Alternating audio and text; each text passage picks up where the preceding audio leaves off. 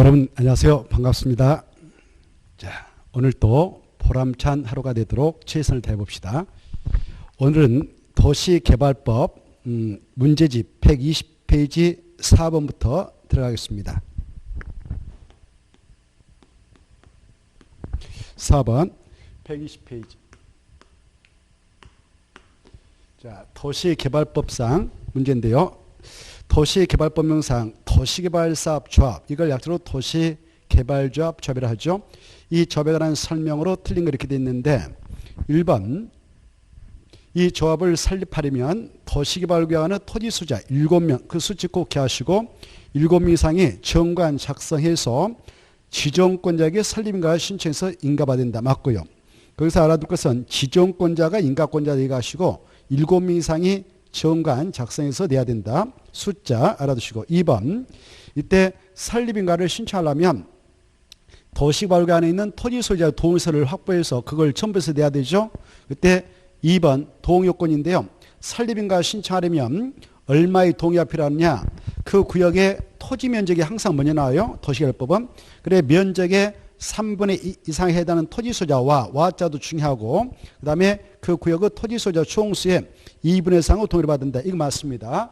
면적 3분의 2와 총수 2분의 1 이상 이렇게 꼭 암기하시고 3번 도시개발조합의 조합원은 조합 설립에 동의한자를 한다 이렇게 되는데 그렇지 않습니다.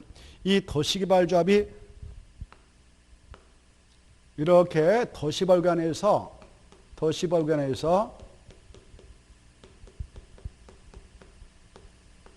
성립이 됐다. 그러면 그 조합의 구성인 조합원은 조합 설립 시 동의 여부를 불문하고 이 조합이 성립되면 이 안에 있는 토지 소유자라면 자기 의사와 무관하게 모두 다 강제로 조합원이 된다. 토지 소유자라면 다 되고 의무로 된다. 이렇게 하십시오. 그래서 3번 틀렸습니다. 동의한 자만 되는 게 아니고 동의했든 반대했든 다 된다. 이거 하시고 근데 우리가 도시 및 주거환경 정비법을 공부하다 보면 바로 재건축사업이라는 게 있죠. 재건축사업조합을 만들게 될 때 재건축사업조합이라고 하는 것은 그 재건축사업에 동의한 그 건축물 및 그 부속 토지 소유자만 조합이 되고 그 동의에 그 반대한 자들, 그 자들은 조합원이 될 수 없다는 걸 공부했습니다. 그거하고 헷갈려서는 안 되죠. 자, 그 다음에 4번 조합장 이사 자기를 위한 조합과의 계약이나 소송에 대해서는 소송에 관하여는 감사가 조합을 대표한다. 맞고요. 5번 조합원 수가 그것도 의결권을 갖는 조합원 수가 몇 명 이상이면 조합의 총회의 권한을 대하는 대원을 들 수 있는가? 50명 들 수 있다. 맞습니다. 50명 들 수 있다. 맞고 5번 볼까요? 이 4번 내용이나 5번 내용이나 우리 기본서 바로 225쪽부터 229쪽에 있으니까 기본서 볼 때 참고하시고 5번 도시개발조합이다 옳은 것 1번 조금 전에 했는데 1번 왜 틀렸냐? 두 번째 줄 또는이 아니라 와. 그래서 동시요건이지 선택적 요건이 아니다. 면적하고 총수 두 가지 다 충족해야 된다. 그래서 또는 하면 틀리고요. 2번 바로 이 조합 설립의 그 인가에 동의한 자로부터 토지를 취득한 자도 조합 설립이 인가 전에 동의를 철회할 수 있습니다. 그래서 없다가 틀렸고 3번 이 조합원은 조합원으로서 조합 안건을 의결할 때 총회에 참가해서 의결권을 행사하게 되는데요. 그때 의결권을 가지고 있는 조합원은 의결권을 행사할 때 보유 토지 면적에 비례하여가 틀렸죠. 비례가 아니고 바로 그 면적에 관계없이 평등한 의결권을 행사한다 그래야 되죠. 그래 비례하여를 지워버리고 면적에 관계없이 평등한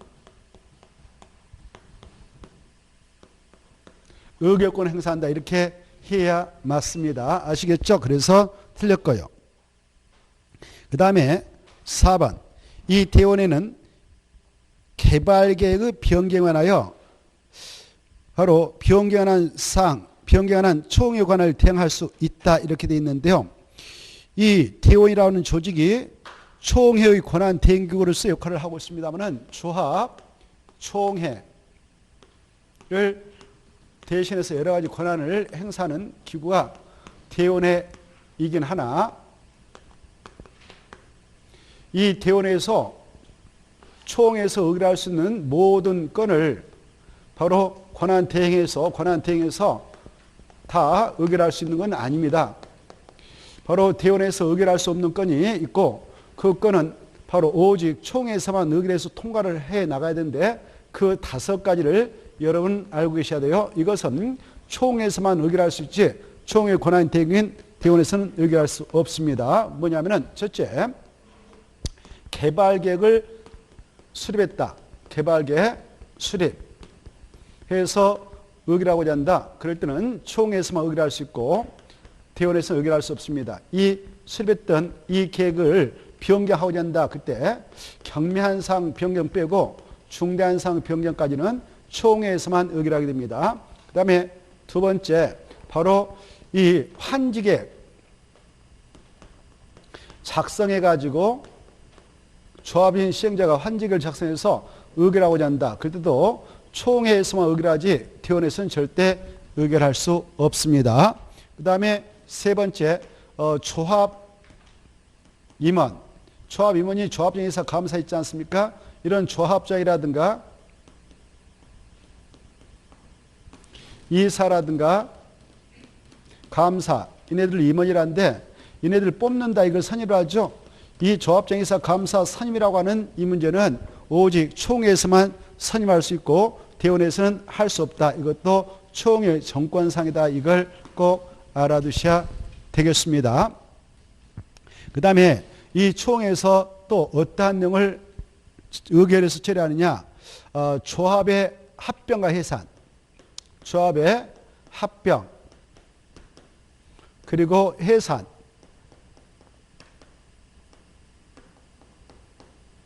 이런 것들은 청산금 지급이 완료된 후에 해산 문제는 바로 총회에서 의결하지 않아도 되지만 그 이전에 조합의 합병과 해산은 오직 총회에서만 의결합니다. 그 다음에 정말 중요한 게 조합원 전체 성원에게 영향을 미치고 조합원의 권리물을 담아서 확정해 놓고 있는 정관이 있죠. 그래서 정관 변경을 해서 의결하고자 한다. 그럴 때도 오직 총회에서만 의결한다. 이 5가지는 몇 번 출제된 바 있으니까 그걸 여러분들은 잘 봐두시기 바랍니다. 우리 기본서 225쪽부터 229쪽에 정확한 내용이니까 알아두시고, 그래서 5번에 4번 틀렸죠. 대원회는 바로 개발계획 변경에 관한 총회 권한을 대행할 수 없다 그래야 되고, 5번 이 조합부 감사, 여기요 조합임원인 조합장이니 이사니 감사란 자는 반드시 누구 중에서만 선임하느냐. 여기요 이 도시법에 안에 있는 토지 소유자 중에서만 선임합니다. 이자들이고 조합원이잖아요. 조합원 중에서만 선임한다 그 말이고 토지 소유자만이 임원이 될 수 있다 이 말이에요. 조합원 중에서 비조합은 안 되고 조합원 중에서 조합장 이사 감사를 뽑기 때문에 이것이 되기 위해서는 이사 감사 조합장이 되기 위해서는 무슨 지위를 가지고 있느냐. 도시법 안에 토지 소유자로서 지위를 가지고 있어야 된다. 그 자들이 강요로 의미로 다 접어되니까 조합원 중에서만 뽑으니까 그렇습니다. 그래서 5번 맞다 이렇게 알아두셔야 되겠고요. 그 다음에 6번으로 가죠. 6번도 조합 관련 내용인데요. 이 도시발 사업을 위하여 설립하는 조합이다. 설명 옳은 그렇게 되어 있죠. 1번 아까 했습니다. 누가 인가권자냐. 국장 틀렸죠. 지정권자다. 그 다음에 2번 바로 이 조합이 인가받은 사항, 이렇게 아까 조합을 설립하고자 해서 인가 신청해가지고 인가 받았습니다. 그리고 30일 내에 등기해서 조합 성립시켜 나가는데 이때 인가 받고 나서 인가 받은 내용을 변경할 때 마음대로 변경 못합니다. 변경 인가 신청해서 인가 받아야 확정이 되죠. 그래서 인가를 받아야 하는 것이고, 근데 인가 받은 내용 중 변경의 내용이 경미한 사항인 내용이다. 경미한 사항. 뭐가 경미한 사항이냐면은 우리 조합 만들어서 무슨 동 무슨 어디에다 사무실 둬가지고 운영하겠습니다라는 주된 사무소 소재를 밝혀주는데요. 주된 사무소 소재지를 밝혀서 조합설 인가를 받아가는데 이 사무소로 옮기게 됩니다. 이걸 소지 변경이거든요. 주된 사무소 소지를 변경한다. 이것은 그냥 우리 변경합니다라고 신고하면 되지. 바로 인가받지 않습니다. 그리고 우리 조합원들한테 이렇게 알릴 때 이렇게 알겠습니다라는 공고 내용을 바로 확정해서 인가 신청을 냈는데 그 공고 방법을 변경하게 됐다. 이것도 경미한 상호 변경으로서 신고하면 됩니다. 이 두 가지를 뺀 나머지는 변경 인가를 받도록 하고 있습니다. 그래서 2번은요. 인가가 나와서 틀린 거죠. 인가가 아니라 신고로 바꿔야 돼요. 변경 신고. 주된 사무소의 소지를 변경 그따 딱 줄 것이고 밑에다가 225페이지 참고하고 225페이지 있는데 그건 경미한 사항이니까 신고사항이다라고 꼭 기하시고 3번. 바로 아까 했습니다. 2분의 1 동그라미 치고 바로 와 동그라미 치고 그 다음에 3분의 2 동그라미 쳐서 포인트 잡아요. 이제 금방 동그라미 쳤는데 2분의 1하고 3분의 1다 동그라미 쳐서 이렇게 해요. 너 내려와. 너 올라가. 이렇게. 그래서 위치를 바꿔치면 되겠죠. 면적이 3분의 1이고 총수가 2분의 1이다. 이거. 그래서 와는 동시권이와 맞고요. 그 세 가지를 포인트 잡아서 잘 봐두시고 3번 통과. 4번. 이 조합이 이렇게 성립되면요. 자, 아까 차 안에 있는 토지 소지자라면 자기 의사는 분에게 의무적으로 강요를 다 조합이 된다 했습니다. 그 조합원인 토지 소지자 중에서 조합 총회를 가지고 총회를 해서 조합장도 뽑고 이사도 뽑고 감사도 뽑는다. 이게 선임이죠. 이때 이 선임을 하게 때 나도 조합원이고 나도 출마해서 나도 해먹겠다. 이거 다 안 돼요. 바로 이거 해먹으려면 문제가 아니야 돼. 문제야. 사회적으로 문제를 일으킬 수 있는 자들을 문제라고 하는데 사회적으로는 그네들은 야 너네들 안 돼라고 결격사유를 딱 규정하고 있죠. 근데 이 결격사유는 임원이 될 수 없는 자들을 규정하고 있는 거지 조합원이 될 수 없는 자격을 규정하고 있는 건 아니다. 임원은 결격사유다. 임원. 그래서 임원이 될 수 없도록 딱 쐐기를 받고 있는 자 약적으로 우리는 이렇게 암기하자고 그랬지 않습니까? 뭐라고? 그래. 미피피 파금. 좋아. 미피피 파금 해가지고 나머지가 이제 연상돼야 합격권에 들어갈 수 있죠. 그래. 미성년자, 피성년 후견인, 피한정 후견인. 이래들은 민법상 제한 능력자로서 단도로 유효한 법률행위를 할 수 없기 때문에 이런 임원인 조합장 이사 감사 해볼 수 없다. 그리고 파산 선고 받고 복권되지 않는 자. 이 자들은 돈 어마어마하게 남고 먹고 빚덩어리 눌려가지고 지금 파산 선고 받았죠. 그래서 복권되지 않는 자. 복권대자들은 될 수 있습니다. 그 다음에 이 형법상 형의 종류가 41조 형법, 41조에 형의 종류 9가지가 있어요. 가장 중요한 것이 무궁무식, 사형, 징역, 금고, 자격성실, 자격정지, 그 다음에 쭉 나가는데 그동안에 금고 이상의 형을 선고받았다. 그 말은 금고가 됐든 징역이 됐든 상이 됐든 이 말이거든요. 금고 이상의 형을 선고받고 그 집행이 끝난 후 면제된 후 2년이 지나지 않는 자, 이 자들 또 금고 이상의 집행유예 선고를 받고 집행유예 기간 중에 있는 자는 근신해야 된다. 근신. 그래서 임원 해먹을 수 없다. 2년이 지났다. 집행유예 기간이 끝나면 해먹을 수 있다. 이렇게 좀 이해를 하시기 바랍니다. 그래서 4번은 임원이 될 수 없다 그랬는데 조합원이 될 수 없다 그래서 틀린 거예요. 조합원 할 때 원자 빗다 임자를 쓰면 되겠네. 조합 임원이 될 수 없지요. 조합원은 토지 소지하면 의무로 강요로 다 되니까요. 5번. 아까 5번 했죠. 의결권은 조합원 수가 몇 명 이상인 조합원 총회 권한 대응 기구로서 대원을 둘 수 있다. 50명. 50명이니까 100명, 뭐 70명, 80명 다 포함되니까 둘 수 있다. 맞습니다. 그런데 말입니다. 정비법상 재개발 재건축 정비사업자 경우는 바로 조합원 수가 100명 이상이면 거기는 총회의 권한을 행하는 대원을 두어야 한다. 거기는 두어야 한다. 우리 도시개발법은 50명 이상이면 둘 수 있다. 그것도 의결권을 가진 조합원 수가 50명 이상의 조합일 때 둘 수 있다. 꼭 알아주시고 맞습니다. 넘어가시고 7번으로 갈까요? 자, 7번 보시면 이것은 226쪽에 있는데 기본서 도시개발조합 설립인가 신청을 한 동의. 아까 동의요건 공부했죠. 이 안에 있는 토지 면적의 3분의 2 이상에 해당하는 토지 소유자와 그 구역 내 토지 소유자 총수 2분 이상 동의받아라 그랬죠. 그런 동의를 계산할 때에 어떻게 하느냐. 자, 여기 땅이 있는데 국가 땅이 있다. 지방자치단체 땅이 있다. 나머지 사유이다. 그때 아까 토지 면적의 3분의 3 그때 면적을 계산할 때는 국공유지가 있다면 이거 포함한다. 제한다. 포함. 그렇죠. 근데 국토의 계획 및 이런 법률에서는 제해입니다. 그리고 도시개발법은 포함입니다. 그래서 국제도포 이렇게 암기하세요. 국제도포. 국토의 계획 및 이용에 관한 법률에서는 제해. 도시개발법은 포함. 우리가 국토의 계획 및 이용에 관한 법률에 어떠한 파트에서 제해를 공부했냐면은 자, 우리가 국토의 계획 및 이용에 관한 법률상 도시군관리계 위반 제한을 공부했습니다. 위반 제한은 이해 관계를 포함한 주민이 기지산 대체에 대하여 위반할 수 있는 위반권자에게 제한할 수 있다 그랬죠. 그런 제한을 할 때는 제한을 하고자 하는 땅을 준비해서 여기다 좀 위반해서 결정해 주세요라고 제안서를 내게 되는데요. 그때 그 대상 토지 면적을 계산할 때에 국공이 있다면 그 국공인은 제하고 사유지를 바탕으로 해서 기는 5분의 4 이상에 해당하는 토지소에 동의 받을 거고 나머지 지산 대체는 3분의 2 이상에 해당하는 자의 동의서 확보해서 내야 제한서가 수리된다 이런 거 했습니다. 그거는 제 도시개발법은 포함 꼭 구분하시고 그 다음에 이제 또 이 면적을 계산할 때 말입니다. 국공인을 제하고 사유를 바탕으로 계산합니다. 그리고요 여기 보세요. 이 아까 면적의 3분의 2 이상에 해당하는 토지소와 총수의 2분의 1 이상을 동의받아라 그럴 때에 이 동요권을 맞춰나가고자 함에 있어서 그냥 국공이 가르쳐한테 가서 동의받고 사유지를 가지고 있는 땅 주인한테 동의받아서 그냥 대충 맞추면 되냐 아니다.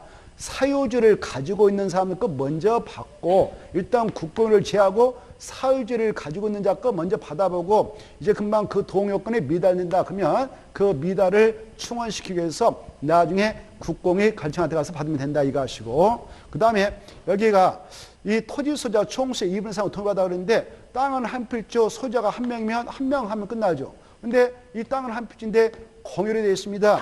공유자 보니까 필지는 한 개인데요. 공유자가 300명으로 되어 있어요. 300명. 3분의 1씩 가지고 있네요. 이거 지분으로. 그때 300명으로 계산할 것이냐 300명을 대표하는 한 명만 토지소로 계산하느냐 한 명만. 알겠죠? 그리고 여기 이 땅도 또 공유로 되어 있는데 집합건물인 그 집합건물로 소임이 관련 법률에 따른 집합건물로 구분 소유자가 있네요. 구분 소유자가 있는데 그네들 땅에 대한 지분으로서 10분의 1씩 가지고 있는 구분 소유자가 10명 있습니다. 이때 공유로 되어 있는 경우 구분 소유권인데는 집합건물이 있을 때는 구분 소유자는 그 구분 소유자 각각을 한 명 한 명으로 토지소로 계산한다. 이걸 꼭 알아주시기 바랍니다. 자, 그걸 전제해서 문제 들어가 볼까요?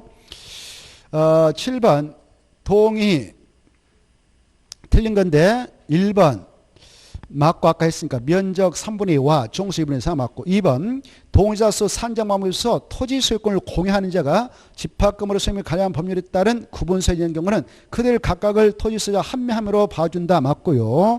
그 다음에 바로 3번 조합 설립 인가를 신청하게 하여 동의를 한 토지 소유자는 아까 동의했습니다. 인가를 신청하러 갑니다. 지정권자에게 인가를 신청하러 가게 될 때에 신청하기 전에는 동의를 찾을 수 있다. 그러면 그자는 동의서를 취한다. 그래서 3번 틀렸죠. 없다가 아니라 있다. 그렇죠. 그 다음에 4번 포함한다 체크하고 5번 동의받는 순서 맞습니다. 일단 국공을 취하고 전체 사유 토지 면적 그 토지소 사유 토지소자에 대하여 법에서 요구하는 동요권 이상으로 받아보고 그래도 미달된 경우는 국공이 가르치한테 가서 동의받으면 된다. 맞습니다. 8번은 X 쳐버리고 8번은 기출문제였습니다만 상당히 어렵게 나왔고 이런 문제 또 나올 가능성이 희박합니다. 이게 계산 문제가 잘 안 떨어졌어요. 그래서 고난도 문제로 나왔는데 이런 거 풀어봐야 시간 낭비. 자, 그 다음에 9번 이 도시발접이 다 틀린 것 1번 면적 도합을 설립하면 토지 소유자 따라 줄 것이 7명 지정권자 아까 했은 거 통과 2번 아까 했죠 신고 변경 신고 그래서 인가 틀렸고 그 다음에 3번 이 조합 임원은 조합장 이사 감사만 내가 조합장 됐다 그러면 내가 또 이사 감사 직원 해볼 수 있냐 없다 겸할 수 없다 맞고 그 다음에 4번 이 조합에 대하여 이 도시개발법에 규정하고 있는 것 거기다 줄 것이요 우선 적용 거기다 써. 이 도시개발법에 규정한 것 거기다 줄 것이요 우선 적용. 없으면 민법 중 사단법이라는 규정을 준용한다. 맞습니다. 사단법이지 재단법인 조합하면 틀리겠습니다. 사단법인 맞고 5번 바로 조합인 시행자 거기다 줄 것이고 밑에 딱 같은 말씀입니다. 행정청의 안시행자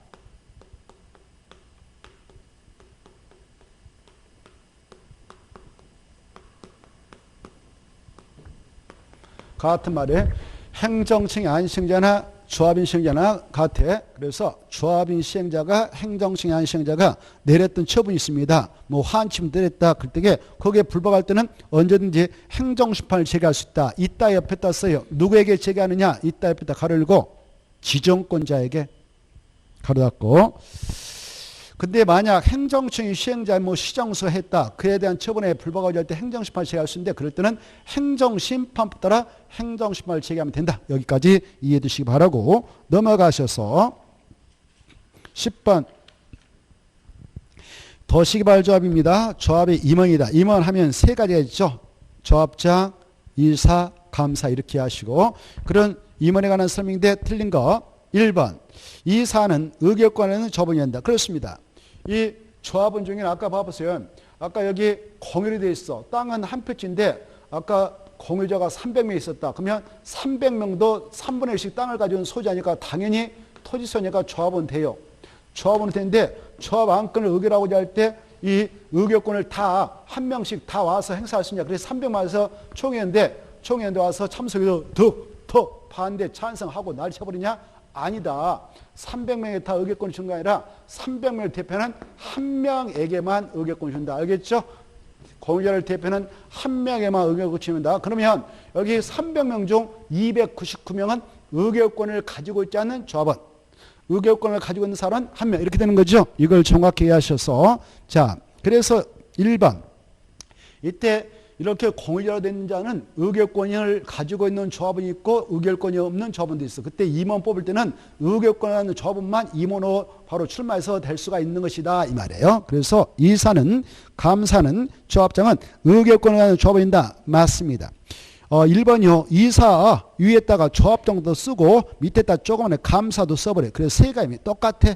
조합장이 됐든 이사가 됐든 감사가 됐든 얘네들은 임원이라고 하는데 임원은 의결권은 조합원이다. 이렇게 이해하시고 그 다음에 2번 이사가 됐든 똑같아. 이사가 됐든 조합장이 됐든 감사가 됐든 이 임원은 조합장 바로 겸할 수 없기 때문에 내가 조합장이면 이사 겸할 수 없고 내가 조합장 감사도 겸할 수 없고 내가 감사면 이사 조합장 겸할 수 없다. 그 말이죠. 겸할 수 없다. 맞고 3번 이 감사라고 하는 것은 임원이라고 했어요. 임원은 반드시 어디서만 뽑느냐? 총회. 맞고 대회에서는 할 수 없고 4번 이 조합장은 총회 의장이 된다. 대원의 의장이 된다. 이사의 의장이 된다. 그렇습니다. 맞가합니다. 맞고요. 5번 아까 했는데 조합장이 틀렸죠. 감사. 자, 그래서 5번 조합장이 틀렸고 11번 아까 했는데요. 이것도 229쪽에 있는 것으로서 자, 총회 의결사항 중 대원회가 총회의 권한을 대행할 수 없는 것. 그 말은 오직 총회에서만 의결해야 된다. 아까 5가지를 알고 있는가를 물어본 건데 바로 3번이죠. 3번은 오직 총회에서만 의결해야 된다. 오직 총회에서만 의결할 수 있다. 그 말이죠. 오직 총회에서만 의결할 수 있다. 그리고 1번, 2번, 4번, 5번은 대원에서 의결할 수 있다. 이 말입니다. 그 다음에 12번은 X 쳐버리고 13번 조합. 자, 13번은 도시개발법령상 도시개발사업 시행이다. 틀린 거 이렇게 돼 있죠. 1번에서 이해할 것은 두째 줄 귀하겠다 동그라미 딱 쳐요. 귀하겠다가. 그래 이걸 앞에가 숨어있는 게 자치규약이라고 생각하면 자치규약. 스스로 우리가 약속한다 이거죠. 그래 그게 약속했으면 그대로 우리가 지키자 이게 자치규약인데 이 자치규약은 이 도시개발 사업을 시행하게 될 때 누가 시행자라면 바로 자치규약을 정하게 하느냐. 그래서 그 규약대로 사업을 진행하도록 규제하느냐. 여기에 토지소자들이 사업을 하게 될 때 토지소자 2명 이상이 바로 시행자가 되어서 사업할 때는 규약을 정하게 하고 그에 맞게 사업을 진행하도록 규제할 수 있습니다. 그래서 1번에서 알아둘 것은 토지소자 2명 이상이 그따 포인트 잡아요. 토지소자 2명 이상이 바로 사업을 하게 되는 시행자일 때는 규약을 정하게 해서 규약에 맞게 사업을 진척시켜 나가도록 규제할 수 있습니다. 그런데 1번 끝에다가 살짝 참고해 가지고 조합이 시행할 때는 정관을 정한다 그러잖아. 조합이 시행자일 때는 정관을 정한다. 그래서 조합이 시행자면 정관대로 하는 거예요. 정관대로. 자, 그래 토지 소자 두 명 이상 할 때는 규약을 만들기 위해서 규약대로 하도록 하고 조합의 시행할 때는 정관을 가지고 사업을 진행해 나도록 합니다. 그런데 반해서 2번 볼까? 2번면 지방자치단체장 그따 줄 거 봐. 지방자치단체 등 그따 줄 것이고 밑에 또 뭐 지방공사도 써보고 지방공사. 자, 그래서 지방자치단체라든가 지방공사라든가 이네들이 사업을 한다. 이네들은 공적 주체가 하잖아요. 공적 주체가 사업할 때는 시행 규정을 정하게. 시행 규정에 따라 체크. 시행 규정. 시행 규정은 공적 주체가 사업을 할 때 정한다. 규약은 아까 토지 소자가 할 때 정한다. 정관은 조합이 할 때 정한다. 이런 차이점만 눈으로 이해하면 돼요. 짝짓기 하면 돼요. 그래서 1번, 2번 맞다. 그 다음에 나머지 통과하고 그 5번 볼까요? 5번 보시면 5번 도시개발사업의 모든 시행자는 지정권자의 승인을 받아야 신탁업자와 신탁계약을 체결해서 사업을 시행할 수 있다. 이건 224쪽에 있는데 이 도시개발사업 시행자라는 자는 도시개발사업 시행자라고 하는 것은 우리가 크게 바로 공공사업 시행자도 있고요.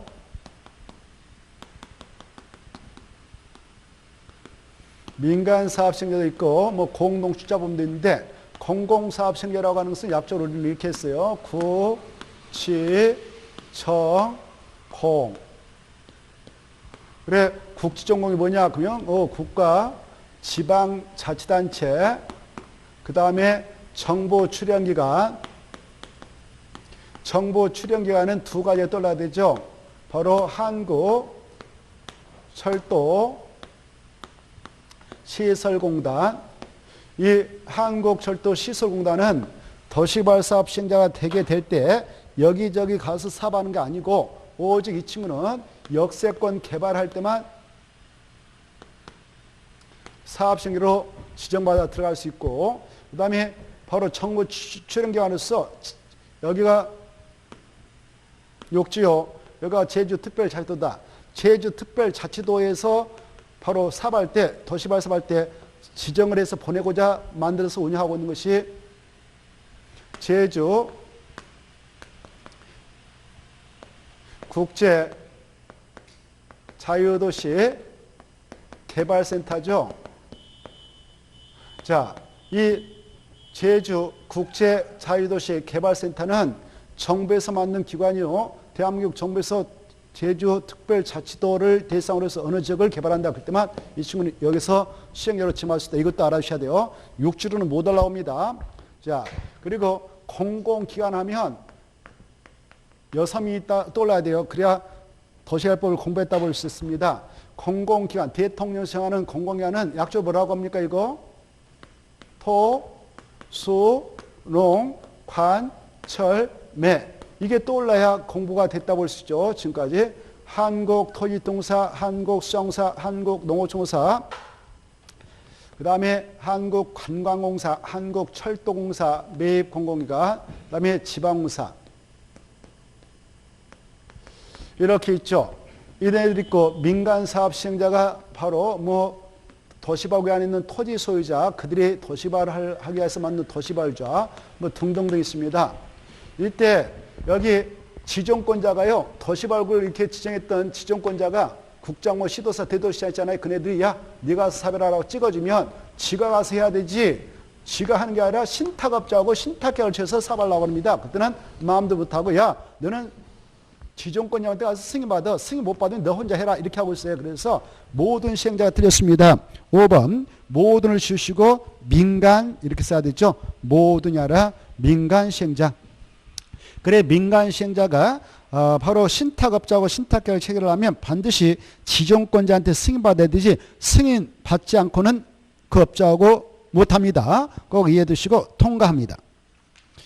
그 다음에 14번 보시면 도시개발법령상 동자수 산정기준 이건 중요하죠. 틀린 거 이렇게 됐는데 바로 1번 전부 환지 방식 그따 줄 것이십시오. 전부 환지 방식으로 시행하는 경우에는 1차적으로 누구를 시행으로 보내느냐 여기 아까 시행자로 지정될 수 있는 자가 총 법에 12명이 규정되어 있는데 그 12명 중 우선순위는 그 안에 있는 토지 소유자, 이 안에 있는 토지 소유자, 이네들에게 기회를 준다든가 아니면 이네들이 맞는 조합을 우선순위로 시행자가 지정을 해주죠. 근데 이네들에게 문제가 발생하면 바로 지자체 등을 투입할 수가 있어요. 지자체 등을. 그래서 그건데요. 그때 얼마의 동의가 있으면 되냐. 여기 우리가 사업하기 힘들어요. 우리가 사업하기 힘드니까 이 공적 기관에게 사업주 등을 넘겨주겠습니다.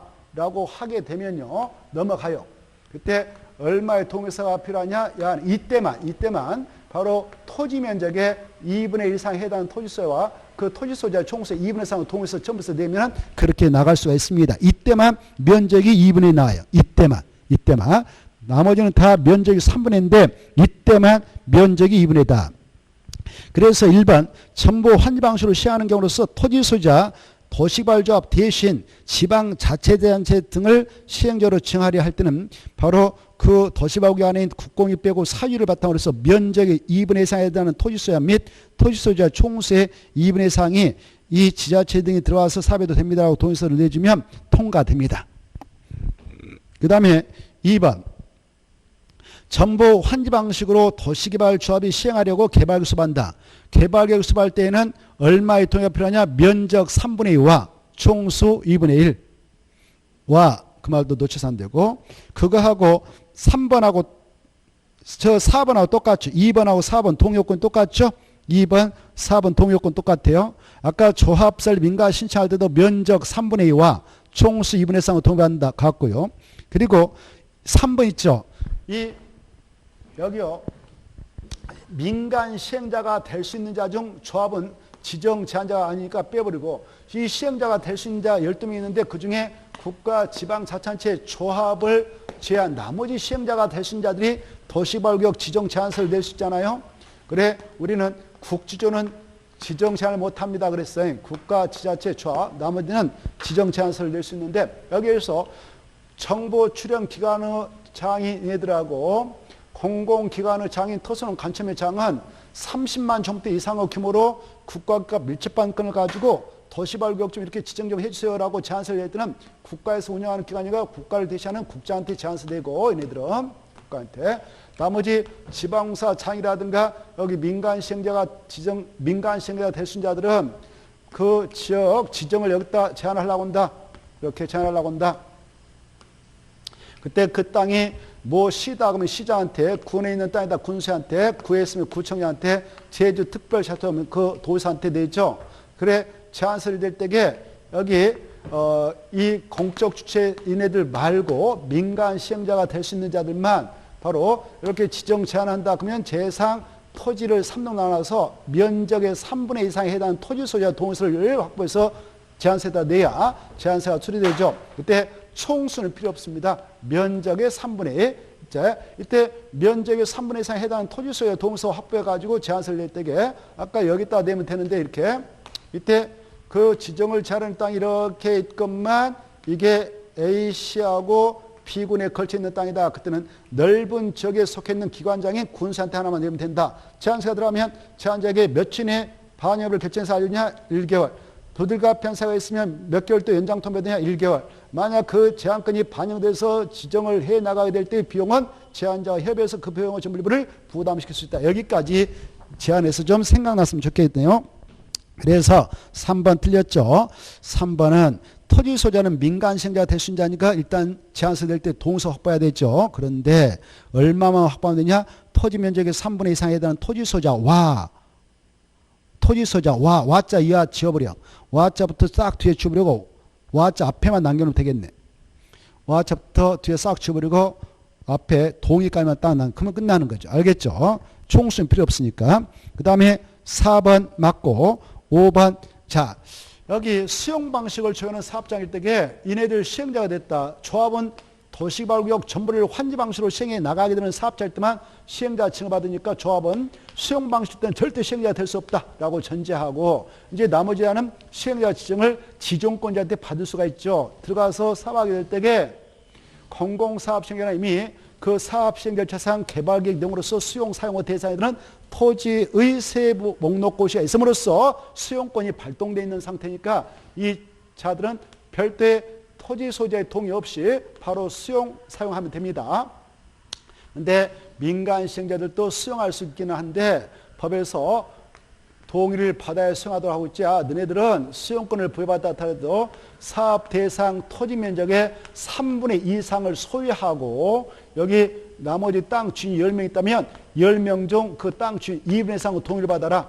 그러면 반대파인 5명 있다면 그자들뿐만 그자들 의사반에서 법적 절차 봐와서 그 땅을 뺏어와라 이거죠. 그래서 5번 민간 시행자가 수용을 한다. 수용 동함이 수용할 때는 소유까지 해야 돼. 동의받아가 안 되고요. 면적의 3분의 1을 소유하고 거기다 체크. 하거나 하면 틀리고 하고 동시권입니다. 하거나 하면 틀리고 하고 그 다음에 토지 소유자 총수의 2분의 1의 동의를 받아야 된다. 그래야 민간 시행자는 수용할 수 있다. 밑에 따 공공사업 시행자는 이런 동의 필요 없이 수용할 수 있다. 공공사업 시행자는 이런 동의 받을 필요 없이 수용할 수 있다. 이렇게 하나 써놓으십시오. 공공사업 시행자는 이런 동의 없이 바로 수용할 수 있다. 이렇게 하나 써놓고 이해하십시오. 자, 그 다음에 실시계획으로 들어가겠는데요. 자, 1번 도시개발법상 도시개발 사업의 실시계획이다. 옳은 거 이렇게 되어 있죠. 이 내용은 230페이지인데 실시계획에서 몇 가지는 꼭 알아두셔야 되겠죠. 1번 지정권자인 국장이 실시계획을 작성했다. 자, 이 시행자라면 도시개발법상 시행자라면 도시개발구역을 지정해놨다. 지정해서 사업에 들어가려고 지금 실시계획을 작성한다.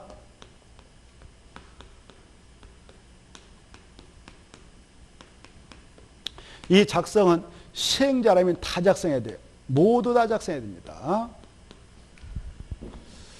그때 실시계획에는 반드시 뭐가 포함되어야 하는가?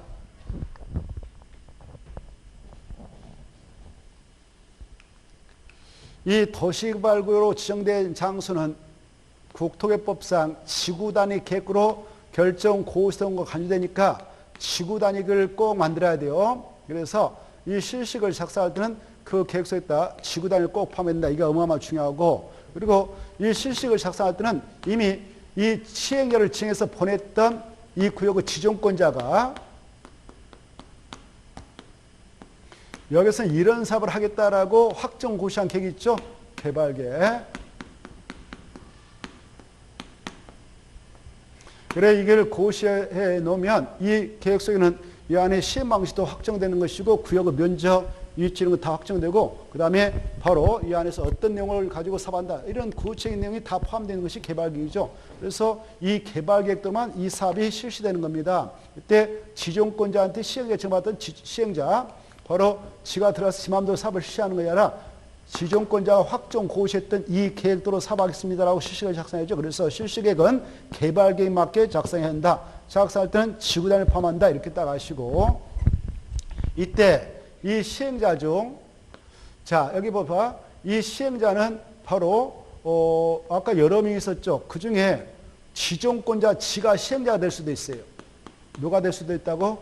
지정권자가 직접 시행자가 되는 경우도 있고 지정권자가 아닌 자가 시행자 지정받아서 사업을 하는 경우도 있죠. 지정권자는 누가 있습니까? 지정권자는 국장도 있고 시도사도 있고 대도시장도 있었죠. 이렇게. 얘네들을 지정권자를 하죠. 만약 지정권자 지가 시행했다. 그러면 지가 확정고시한 계획대로 실시계획을 작성해서 바로 자기가 자기한테 인가받느냐? 아니에요. 인가 안 받고 확정고시하면 돼. 알겠죠? 확정고시하면 돼. 그때 확정고시할 때 막 고시하느냐? 아닙니다. 이 실시계획을 확정고시하고자 할 때 미리 국장이 지정권자로서 시행자면서 이걸 확정고시하려고 한다. 작성해서 정하려고 한다. 그러면 이 지역을 잘 알고 있는 시도사 의견을 듣도록 돼 있어요. 국장은 시도사 의견을 듣게 돼 있어요. 누구 의견 듣는다? 시도사. 그리고 그 장소가 대도시다 그러면 대도시한테 의견 들으라 이렇게 하고 있어요. 또 국장이 지정권자로서 자기가 다른 사람을 아닌 자를 자기가 아닌 자를 시행으로 보냈어. 근데 그 친구가 작성해서 인가를 신청하려고 인가. 지정권자한테 시행자 지정받았던 자가 인가를 신청해. 나 이렇게 사업하겠습니다 하고 지정권자인 국장한테 인가 신청해. 인가를 내줘서 확정해 나갈 때도 미리 그 자는 이렇게 시도사, 대도시장 의견을 미리 들어야 됩니다. 그 다음에 만약 이 사업장이 시도사 지가 지정했고 자기가 확정고시했고 자기가 시행으로서 이걸 작성해서 정하려고 한다. 그때도 인가 안 받습니다. 인가 안 받고 정하던 자기가 지정했던 자기가 아닌 자가 시행으로서 작성해서 자기한테 인가 시행이 들어오면 인가 내주고 할 때 이 시도사는 특별시장, 광역시장, 특별자치도의사, 도의사만 하죠. 이 도시개발법에서 시도사에는 세종특별자치가 안 들어갑니다. 알겠죠? 왜? 세종특별자치는 이미 다른 특별법에 따라 지금 사업을 하고 있는 사업자니까 절대 또 도시발굴청에서 도시개발법 따른 도시를 건설하지 못합니다. 그래서 이 법에는 특별자치도의사는 나오지만 세종특별자치 안 나와요. 그래서 만약 서울특별시장이 지금 지정권이라서 확정을 하려고 한다. 아니면 인가 신청받아서 인가권에서 저 실시가 확정하려고 한다. 그때는 그 사업장 현황을 알고 있는 자치구청장한테 미리 의견 들어야 돼요. 그 다음에 광역시장이 인천광역시, 부산광역시, 대구, 울산, 대전, 강동광역시가 있다. 그때 자기가 뭐 지정권자로서 아니면 인가권자로서 그 계획을 정하고자 할 때는 자기가 그 현재를 잘 모르니까 그 지역의 현재를 잘 알고 있는 구청장, 구에서는 구청장, 저 인천광역시 광화국이다 하면 군수, 옹중이다 옹중군수, 부산광역시 기장군이면 기장군수, 이런 구청장 군수 의견을 미리 듣게 되고요. 팔도 도지사 있죠? 팔도 도지사도 자기 지역의 시장, 군수가 있지 않겠습니까? 그네들 의견을 미리 들어요. 그래, 이네들이 바로 인가권자다, 지정권으로서 시행자가 되어가지고 확정할 때는 이네들은 바로 국장한테 가서 의견 넣는 거 아니다. 알겠죠? 밑에 사람 의견 넣는다. 이렇게 알아주십시오. 그걸 지금 물어보고 있습니다. 자, 1번 지금 볼까? 도시개발 사업의 실시기다. 옳은 거 1. 지정권자인 국장이 실식을 작성한 경우는 시장, 군수, 구청의 의견을 미리 듣는다. 맞아요? 틀려요? 틀렸죠? 국장은 누구 의견 듣는다고? 시도사, 대도시장. 알겠죠? 시도사, 대도시장. 누가 지정권자요 시행자일 때만 꼬마들 의견 듣냐? 바로 시도사일 때. 알겠죠? 그래서 틀렸습니다. 자, 그 다음에 그 해설 보시면 국토교통부장의 지정권자면 시도사, 대도시장 의견을 들어라. 시도사가 지정권자면 시장, 군수, 구청의 의견을 미리 들어라. 이렇게 돼 있죠? 그때 둘째 줄 시장에다 동함 쳐놓고 그때 시장은 대도시장은 제 그렇게 써놔요. 시장 동함 쳐놓고 대도시장은 제. 대도시장은 지정권자니까 제 그러는 거예요. 대도시장이 아닌 시장이게 지금은. 자, 그거 좀 봐두시고. 그 다음에 2번. 도시개발 사업을 환지 방식으로 지금 그 문제는 우리 기본서 230페이지 있습니다. 그 다음에 2번. 도시개발 사업을 환지 방식으로, 환지 방식다 포인트 잡아요. 환지 방식으로 시행하는 구역에 대하여 지정권자가 실시계획을 작성했다. 지가 시행자니까 자기가 작성했네요. 작성한 경우는 사업 명칭, 그리고 목적, 도시 군관리계 결정 내용을 관할 등기소에 통보 제출해야 한다. 그때 도시 군관리계 결정 내용 그 말만 지워버려요. 그거 지워버리고 그것이 들어가 틀렸습니다. 밑에 박스 봐보세요. 해설에 사업 명칭, 목적, 그리고 사업 시행기간, 시행방식, 그리고 도시발굴 유치와 면적, 시행자 이것만 바로 등기소에다가 통보 제출을 하게 됩니다. 박스 안에 있는 거. 그래서 틀렸습니다. 요약집 기본서 231페이지 있습니다. 그 다음에 3번. 자, 여기 보십시다. 아까 실시계획을 작성해서 확정호시했다. 지정권자 시행할 때. 또 지정권자가 아닌 시행자가 작성해서 지정권자에게 인가시행해서 인가받아서 고시가 떨어졌다. 그러면요. 여기 이제 고시가 떨어지면 사업에 착수할 수 있잖아. 2년 이내에 들어갈 수 있잖아요. 사업에 착수하게 될 때 여기에 농지가 있었다, 뭐 산지가 있었다 그러면 별도로 산지정 허가를 신청해서 받느냐, 농지정 허가를 별도로 신청해서 받느냐? 아닙니다.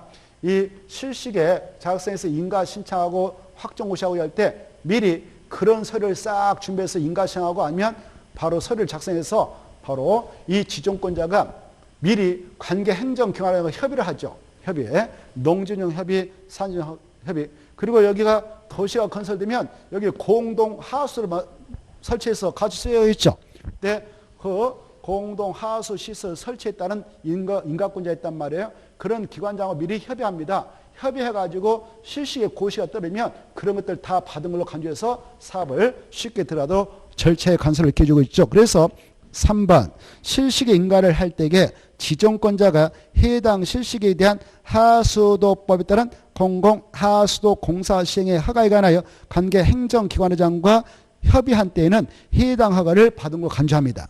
별도로 그래서 받을 필요 없이 절차의 간섭을 이렇게 주고 있다. 맞습니다. 3번 인가를 받은 실시계획 중 사업 시행 면적의 10%죠. 10% 감소는 경미한 상업 변경입니다. 그때는 별도로 변경 인가를 받을 필요 없어요. 그래서 20이 아니라 10% 감소는 바로 경미한 상이니까 별도로 변경, 실시계 변경 인가를 받을 필요 없다. 그 다음에 5번 아까 시행자 지정을 누가 하느냐? 이 사업을 하도록 시행자 지정은 지정권자가 하죠.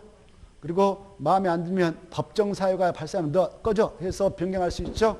이때 변경 사유가 있습니다. 그 크게 나누면 5개가 나오죠. 법정에는 4개로 써졌지만 하나가 쪼개지거든. 첫째, 이 구역 전부를 환지방수로 시행해 나가게 될 때에 시행자는 1차적으로 그 안에 있는 토지수자 그들이 만든 조합을 시행으로 진행했는데 그네들 바로 이 도시발구역 지정고시부터 1년 이내 실시를 작성해서 이렇게 인가를 신청하지 않았다 그러면 지정고시는 너 안 되겠다 해서 변경할 수 있죠. 몇 년에 실시 인가를 신청하자면 1년. 그 다음에 만약 그 기간 내에 인가 신청했다. 그래서 인가 고시를 받아갔다 합시다. 이렇게 고시 받았다면 사업에 들어갈 수 있는데 몇 년 이상 안 들어가 미적거리고 있으면 누가 됐든 시행자라면 다 시행자를 변경할 수 있냐? 2년. 몇 년? 2년. 그래서 이 수치하고 이 수치 꼭 구분하셔야 돼요. 여기는 1년, 여기는 2년. 그 다음에 이 시행자가 사업을 시행하면서 법을 위반했어. 그래서 지정권자가 행정청으로서 너 안 되겠다 해서 실식의 인가를 취소했습니다. 실식 인가를 취소하면 사업 시행권 박탈이니까 다시 교체할 수밖에 없죠. 실식 인가 취소당할 때도 시행자 변경할 수 있고 행정처분으로서 또 어떠한 처분이 있게 되면 이 친구 아웃이냐. 행정처분을 내렸는데 시행자 지정을 취소해버렸어요. 애당초. 너 안 되겠다. 시행자 지정을 취소해버렸습니다. 그래서 또 아웃이에요. 알겠죠? 그 다음에 이 시행자가 바로 사업하면서 누구한테 돈 빌려다 쓴 거 갚지 못해서 파산 나버렸습니다. 파산했어. 그러면 부도 파산하면 사업 목적 달성하는데 어려움이 있겠죠. 그럴 때도 너 안 되겠다. 변경할 수 있습니다. 그래서 5번 지정권자는 시행자가 도시발구역 지정고시부터 몇 년 이내에 실식인가를 신청 않으면 시행에 변경할 수 있냐? 1년. 그래서 6개월이 틀렸어요. 그때 시행자는 이 말이 내포되어 있어. 시행자에다가 환지 방식인 경우 토지 소유자 또는 조합 이게 숨어 있는 거예요. 그때 시행자는 바로 환지 방식인 경우 토지 소유자 또는 조합. 그런 시행자가 그 말이에요. 그런 시행자가 1년이 지날 때까지 실식인가 신청하였다. 이 말이에요. 환지 방식인 경우 됐죠. 넘어가시고 그 다음에 2번 이것도 230페이지 있는데 실식액이다 옳지 않는 것 1번 맞죠. 2번 중요하죠. 맞습니다. 중요합니다. 3번 마지막에 해제된 거 본다 그 말 나있죠. 해제 이 도시개발구역의 해제 간주 규정이 있죠.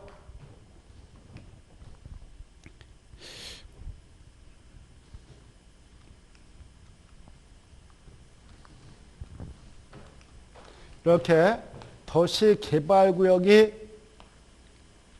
지정될 때요. 일반적으로 개발계획을 수립해서 고시함으로써 이 계획의 내용에다가 그 사업장인 도시개발구역도 포함해서 고시하니까 이 계획을 고시하면 자동적으로 그 사업장인 이것도 지정고시가 있게 됩니다. 일반적으로 이렇게 하죠.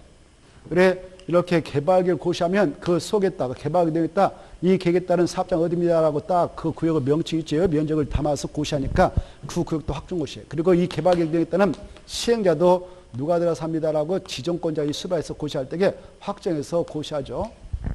그래 그런데 말입니다. 일반적으로 이 땅이 주거지이다 뭐 상업지이다 공업지이면 일반적으로 이렇게 하는데요. 그런데 미개발지가 많은 경우에는 바로 먼저 도시개발구역을 정해놓고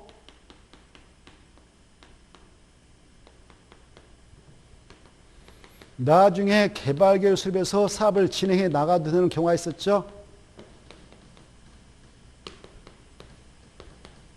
극회의적으로 이럴 때 어떤 경우에 그러냐 어떤 장소에서 도시발굴 정해서 사업할 때 이렇게 먼저 구역 정해서 사업장 확정하고 투기발음을 잠겨놓고 이걸 수립하느냐 했죠. 바로 6가지가 떠올라야 되죠. 다 알고 계시지만 이거 중요하다고 놓쳐했어요. 이 장소가 자연녹지기다. 자연녹지에서 도시발굴 정해서 사업할 때다. 그 다음에 또 여기 보세요. 생산녹지에서 도시발굴 정해서 하려고 한다. 그 다음에 도시적 애허지역인 비도시인 보생계 관리라든가 농림적 자연 보존에서 할 때다. 그 다음에 국가 균발전을 위하여 국가 균형 발전을 위하여 국토교통부 장관이 관계 중앙행정기관과 협의해서 도시발굴을 지정하고자 한다. 그때는 자연환경 보존을 지향한다. 지정하지 못한다.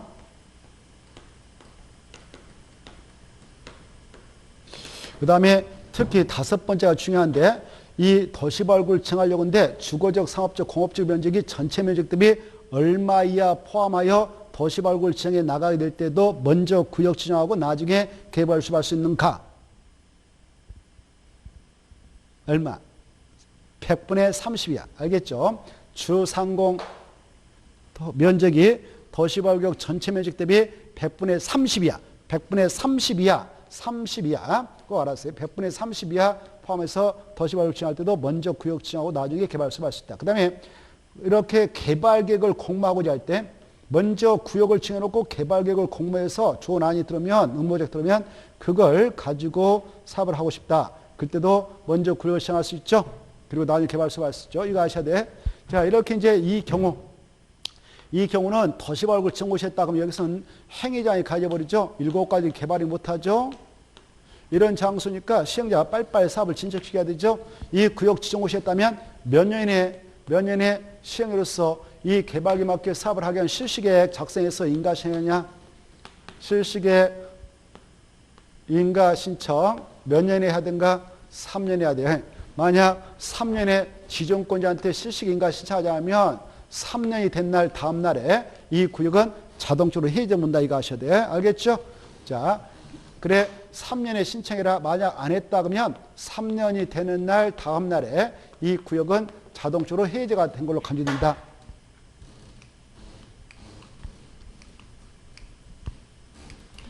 만약 3년에 여기 봐보세요. 이때 3년과 3년 사이에 실시계 인가가 보였다 그러면 6자를 딱 내묻혀가지고 쪼개니까 세 자식 들어서 앞에 3년이겠지. 뒤에도 3년이겠지. 이렇게 기억이라고 그랬죠. 자, 만약 이 기간 내 신청해서 인가고시가 떨어졌다. 실시계 인가고시가 떨어지면 사업에 아까 2년에 들어가면 되죠. 안 들어가면 또 취소하니까. 들어갔다. 근데 그 사업장이 환지 방식이었다. 뭐 수용 방식이었다. 그래서 사업을 해서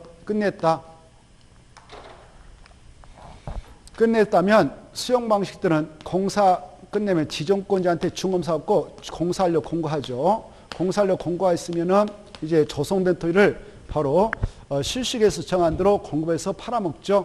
그래서 공사하려 공고가 있으면 이제 사업은 공사할 게 더 이상 없단 말이에요. 그러니까 바로 그 다음 날 공사하려 공고일 다음 날이면 이 구역 굳이 도시발굴에다가 묶어낼 필요 없으니까 해제가 간주됩니다. 다음 날에. 근데 환지 방식을 가지고 사업을 했다. 공사 다 끝났다. 공사하려 공고했다. 공사하려 공고가 있었다면 늦어도 60인의 원 땅 주인한테 환지 처분해서 줘야 되죠. 그래서 환지 처분해서 줘야 사업이 끝나는 거죠. 환지 처분하고 언제면 여러분이 환지 받게 되면 언제 소유 끝이하냐? 환지 처분 공고일을 다음 날이면 여러분 땅 주인이 이제 땅 취득해서 걷다 상가 지고 싶으면 짓고 이제 그렇잖아요. 그렇죠. 지구단에서 정한 내용의 건축물 건축하면 됩니다. 이러면 사업 끝나는 거예요. 그래서 환지방수 사업을 끝냈다면 환지처분 공고일 다음 날에 그 구역 굳이 도시박으로 묶어낼 필요 없죠. 해제가 간주됩니다. 이렇게 목적 사업이 다 달성되어서도 해제가 간주되고요. 사업이 진척되지 않아서도 해제가 간주된다는 걸 이해해 두셔요. 이때 사업도 해보지도 못하고 이 구역이 해제 간주됐다. 그러면 그 효과, 해제 효과는 여기 보시봐. 원래 이 땅이 원래 계획과적이었다. 계획과적이었다니 여기 계획과적이었는데 원래 땅 계획과적인데 여기다 도시발굴 덕 지정 곳이었다. 그러면 이 용도이 뒤집어져 버리죠. 국토협상 도시적으로 결정고시가 간주돼서 도시돼 버리고 이 장소는 국토협상 지구단위격으로 결정고시가 간주되지 않겠습니까? 생각나죠? 그래 지구단. 다만 비도시역 중 취락지로 지정되어 있는 장소에다가 도시발굴을 지냈다면 이건 적용되지 않지만 취락지가 아니라는 전제하에 이렇게 도시발굴이다라고 정시하면 그 장소는 도시역이 되고 지구단위로 결정고시가 간주됩니다. 그런데 사업도 하지도 못하고 3년이 되는 날 다음에 해제가 됐다. 그러면 해제 효과는 도시발구역 지정 이전 후 용도적으로 다시 화하는 거 보고 지구단위권 폐지돼 본다 이거 아시고. 근데 사업이 주주적 진행돼서 공사가 다 끝나서 공사하려 공고일 다음날 해제됐다. 환치문 공고일 다음날에 해제가 간주되면 그 사업장은 완전히 옛날 모습 찾을 수 없기 때문에 도시발구역 지정 이전 후 용도적으로 화하는 것을 본다. 그럼 틀리고 보지 아니한다. 도시로 확정되죠. 지구단위 계획도 폐의등을 본다. 그럼 틀리고 폐의등을 보지 않는다. 알겠죠? 이걸 이해해 두시고 그 다음에 여기 보십시다. 도시발굴 이렇게 먼저 지정고시하고 나중에 개발 요소하는 경우 이 면적이 330만 제곱미터 미만인 경우하고 이상인 경우로 나눠볼 수가 있는데 이걸 잘 이해해 두셔야 한다. 330만 제곱미터 미만이다 라고 하면 이 구역 지정고시부터 이 개발계획은 몇 년에 수립고시 해야 되냐? 여기 개발하겠다 딱 네모치고 네자 걸렸다 절반 쪼갠다. 그래서 2년이다. 그래 2년 될 때까지 개발 수립고시라. 그렇지 않으면 2년이 되는 날 다음 날에 이 구역은 자동적으로 해외등 문다. 알겠죠? 그래 만약 이 기간 내에 개발 수고시 했다면 그 구역이 되는데 개발 수할 때 아까 시행자도 특정해서 고시해 준다고 그랬죠. 그래 이제 시행자가 확정되었다 합시다. 확정되면 이 개발계획 수고시부터 늦어도 몇 년에 실시계획 작성해서 인가를 시행했냐. 오 실시인가 6자 절반 쪽에 3년이나 해라. 그래 3년에 실시인가를 시행하면 3년이 된 날 다음날에 해제가 간주된다. 알겠죠? 이렇게. 그리고 이 사업에 들어갔다 이렇게 했다 이렇게 해서 끝났다 그러면 다 끝나면 공사활력 공고일 다음날에 해제 간주, 환지처분 공고일 다음날에 해제가 간주된다. 그 다음에 이 면적이 330만 제곱미터 이상이면 무조건 이 개발을 만들 때 주거기능, 교육기능, 생산기능, 유통기능, 유락 등의 기능, 복합적 기능이 서로 조화가 이루어지도록 개발계획 수립할 의무가 있기 때문에 2년은 짧다, 5년 준다. 알겠죠? 그래서 그 면적이 330만 제곱미터 이상인 구역일 때에는 5년 이내에 개발계획을 수립고시 하면 되고 그렇지 않으면 5년이 된 날 다음날에 해제가 간주된다. 이 기간 내에 이 계획을 수립고시 했다면 몇 년에 실시계획을 작성해서 시행자 인가시행하면 되냐? 그때도 5년. 5년이 된 날까지 인가시행하면 바로 5년이 된 날 다음날에 이 구역은 해제가 간주된다. 이렇게 연결되어지면 좋겠습니다. 자, 거기까지 여러분은 좀 생각해 두셔야 돼요. 그리고 3번 지문 틀렸죠. 3번은요. 가다가 딱 네모쳐봐. 실시계획의 인가 찾아봐. 실시계획 인가에다 딱 네모치고 의자는 마음속으로 지워버려. 그러면 몇 자 남았어? 6자. 6자 3빠선 거. 그럼 몇 자 석 떨어집니까? 3자. 그래서 앞에 몇 년? 뒤에 몇 년이냐? 3, 3. 이해되죠? 자, 그렇게 기억해서 시험장에서도 꼭 써먹기 바라고 2년이 아니라 3년 다음 날 해제 온다 그래야 되죠. 그래서 틀렸고 4번 이 4번 보시면 실시계획을 고시했다 체크. 이렇게 실시계획을 고시했어. 고시하면 여기 봐봐. 실시계획은 아까 꼭 뭘 포함이라고 써? 지구단위 계획으로 결정고시된 장소에서 지금 사업하려고 하니까 지구단위 짜라고 그랬잖아. 지구 단위를 꼭 집어넣어서 자극선에서 인과선에서 인과 고시에 따르면 지구 단위 계획도 바로 결정 고시가 간대. 알겠죠? 그래. 원래 지구 단위 계획은 국토협상 고시 군갈 위반해서 딱 결정 고시가 그 계획이 확정 고시되는데 그리 필요 없다. 이 실시계 고시권자가 곧 지구 단위 계획을 결정 고시할 수 있는 권한권자니까 똑똑한 사람이다. 그래서 별도로 할 필요 없어. 실시계 고시가 따르면 지구 단위 계획도 결정 고시된 걸로 본다. 알겠죠? 이거 고시가 중요해. 시험에 나왔어. 실시계획을 작성한 경우에 그 고시가 있는 거 본다. 이렇게 나오는데 틀리고 고시가 있어야 한다. 꼭 알아주십시오. 그래서 4번 맞습니다. 4번요. 실시계획을 고시한 경우일 때 실시계획다 줄 것이요. 밑에다 써. 지구 단위 계획이 포함되어 있다. 이렇게 써놔. 지구 단위 포함되어 있습니다. 그래서 그 고시대행 중 국토개법에 따라 도시 군가로 결정할 사항 그따 줄 거. 도시 군가로 결정할 사항은 지구 단위 계획. 지구 단위 계획은 같은 법이 국토개법이에요. 국토개법 따라 도시 군관리 계획이 그따 줄 거. 도시 군관리 계획이 줄 것이고 밑에다 같은 말을 써. 지구 단위 계획이 그 말로 같아. 지구 단위 계획이 결정되어 고시된다. 고시다 줄 거. 고시가 된 걸로 보려면 뭐가 있어야 되냐? 실시고 고시다. 고시. 자, 그 다음에 이제 5번. 이 도시 군가로 결정 고시된 사항에 대한 국토협상 도시 군가에 대한 지역내용 고시는 개발계에서 정해진 사업 시행에만 할 수도 있다. 뭐 그런 것은 참고로 보시면 됩니다. 자, 그 다음에 3번은 좀 문제 반복되고 있으니까 이것은 230페이지부터 231쪽까지 있는데 실시기다 틀린 거 1번 중요하지만 아까 했으니까 통과 맞고 2번 아까 했는데 사업 면적을 10% 범위에서 감소했다 줄까? 10% 감소, 10% 감소했다 포인트 갖고 그때는 경미한 상업 변경이니까 인가받지 않아. 인가받을 필요가 없다. 그래서 받아야 한다 주부르고 받을 필요 없다. 경미한 상업 변경이니까 이렇게 써놓고 경미한 상업 변경이니까 인가받을 필요 없습니다. 그 다음에 3번 꼭 읽어두시고 그 다음에 4번 읽어보시고 5번 반복되고 있으니까 읽어보십시오. 그 다음에 문제 4번은 쉬었다 하겠습니다.